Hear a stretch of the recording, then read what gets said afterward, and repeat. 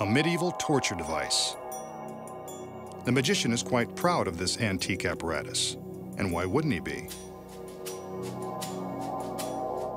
It's an egg-shaped cage made of forged bands of iron. It's empty now, but knowing the magician, this cage won't be empty for long. He calls in two of his assistants who come bearing a small rack.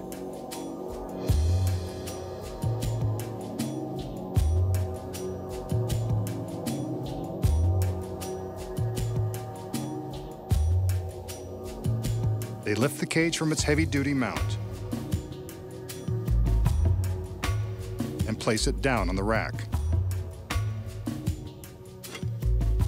Here they can remove the hardened steel pins that secure the two halves of the cage.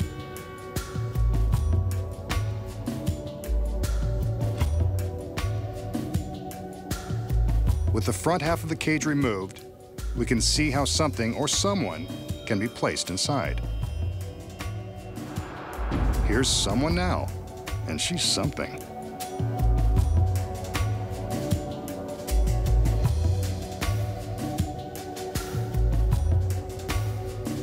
The girl assumes the position inside the back half of the cage, and it looks like there is barely enough room for her to make the tight squeeze. Now, two male assistants enter. As she steadies herself, they replace the front of the cage, trapping her inside. I'm getting uneasy just looking at the situation. The steel pins are replaced, and she struggles to find a comfortable arrangement. There isn't one. The male assistants lift the cage and place it into the heavy mount, along with its beautiful cargo. What happens next is anyone's guess.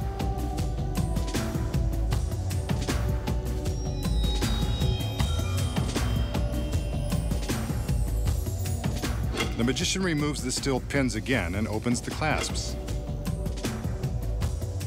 The two halves separate, but the girl inside isn't going anywhere. His other assistants now cover the sections of the cage with heavy pieces of black canvas. They're careful to stretch the fabric tightly around the cage. Inside, you can bet that the cage is cramped and dark, and no place for a lovely lady to spend an evening alone.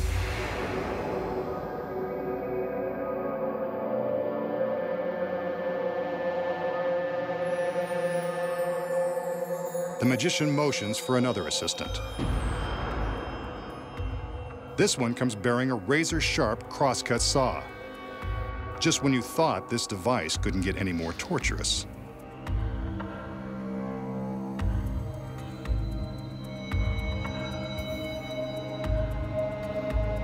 The magician steps behind the cage, and you got it.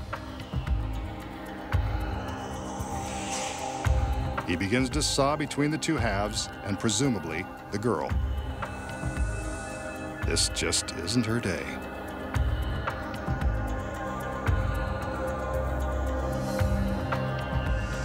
It seems like he's having a hard time of it. She looked like a tough cookie.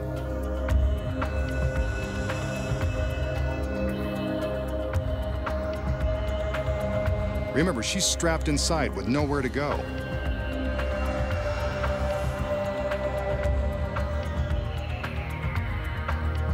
He's made it all the way through and removes the saw.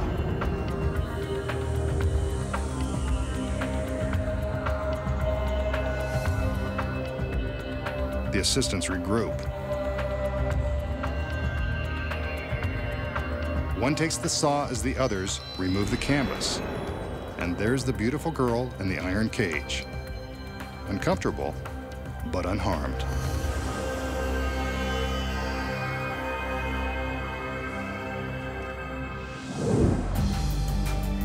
So how did the magician make it look like the girl in the cage was sliced in two? Here are the secrets. The cage is, in fact, as sturdy as it appears. It's got to be in order to safely hold the girl inside. When she kneels down to climb in, she arches her back to fill the cage and make it look even harder than it is. As the halves are secured, she keeps her back arched, and the cage looks almost too small to contain her. But when she bends down, we can see that this is only an illusion. She has more room than we imagine.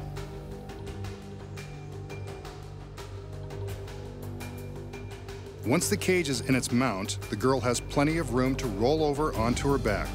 In this position, she's able to slide some of the metal straps away, allowing her to drop down out of the bottom. As he saws, the magician uses his skills as a mime to make it look like he's struggling to cut through flesh and bone. In reality, the girl has rotated onto her back, slipped out of the secret metal bands, and lowered herself safely below the path of the saw. Who says show business isn't glamorous? Here's a look at her movements without the canvas.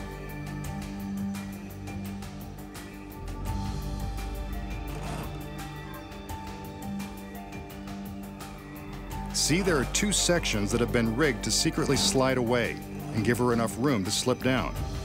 In this provocative position, she's in no danger of being touched by the saw blade as it appears to cut through the gap in the cage. Good thing, because this is a real saw and it does cut close. However, the teeth have been filed down to nothing with a power grinder, just to be on the safe side. By the time the assistants remove the fabric, the girl inside has replaced the sliding metal bands, flipped back onto her knees, and waits to once again fill the cage with her loveliness. And those are the secrets.